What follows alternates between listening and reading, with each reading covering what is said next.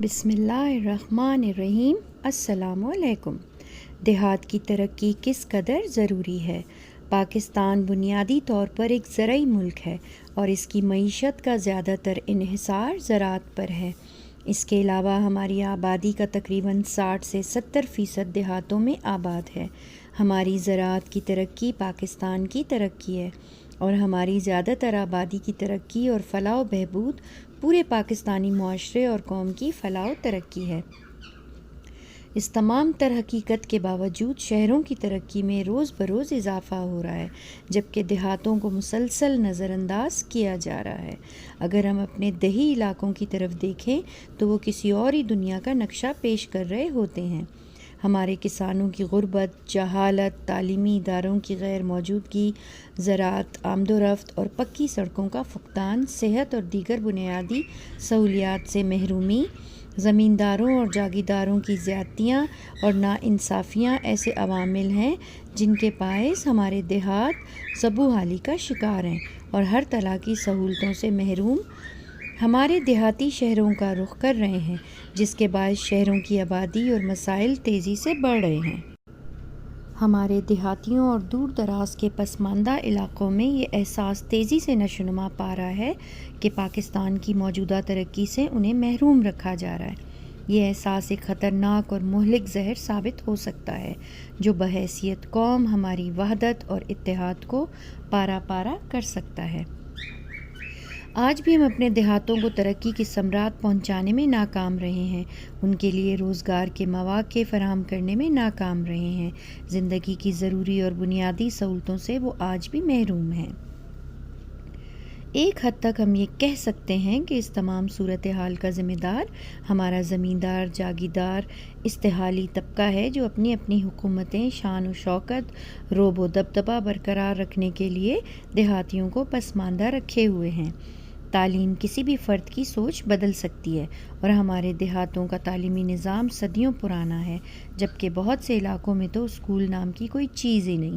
اس نظام کو بدلنے میں حکومت اس لیے بے بس ہے کہ یہی جاگیردار طبقہ پہلے دن سے پاکستان پر حکومت کرنے میں شامل ہے۔ ایک سوچی سمجھی سازش کے تحت دیہاتوں کو پسماندہ رکھا گیا ہے، لیکن یہ سازش آج بے نقاب ہو چکی ہے۔ ان علاقوں کے عوام میں شعور اور بیداری کی لہر آ چکی ہے۔ میڈیا کی رسائی اور شہروں میں آمد و رفت کے باعث ان لوگوں میں بھی یہ احساس شدت سے ابھر رہا ہے کہ ایک استحالی ٹولہ آج تک ان کا استحال کرتا آیا ہے۔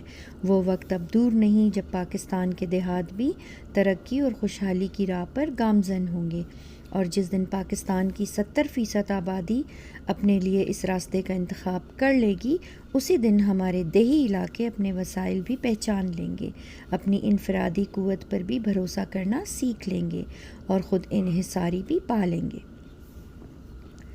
مغربی ممالک کے قصبے اور دیہات ان کے شہروں سے کسی طرح کم نہیں، اس لیے ان ممالک میں ترقی اور فلاح و بہبود تمام طبقوں میں برابر تقسیم ہوتی ہوئی نظر آتی ہے، اور ملک بھی مجموعی طور پر ترقی کرتا ہوا نظر آتا ہے۔ اگر ہم یہ چاہتے ہیں کہ ہمارے ملک کی ترقی کا گراف بھی مغربی ممالک کے برابر ہو جائے تو ہمیں اپنے دیہاتوں کی ترقی کے لیے ایک لائحہ عمل مرتب کرنا ہوگا۔ دیہات میں عوامی تعمیری منصوبوں کے نفاذ کے لیے حکومت کے ساتھ مختلف رفاہ عامہ کی تنظیموں کو بھی میدان میں اترنا ہوگا۔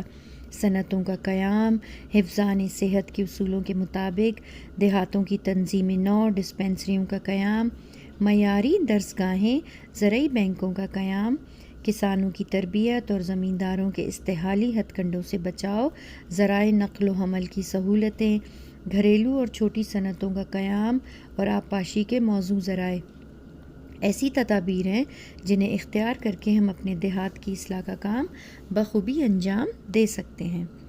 ہمارے دیہی علاقوں کے افراد بے حد محنتی اور جفاکش ہیں، ملک اور بیرون ملک اپنی محنت اور ہمت کے باعث نام کما رہے ہیں۔ یاد رہے کہ ہمارے دیہاتوں میں بسنے والے بھی پاکستان ہی کے باشندے اور اسی معاشرے کے فرد ہیں۔ اپنے ملک میں ہونے والی ترقی کے تمام تر ثمرات سے فائدہ اٹھانا اور انہیں ان میں برابر کا شریک کرنا ہمارا فرض اور ان کا حق ہے۔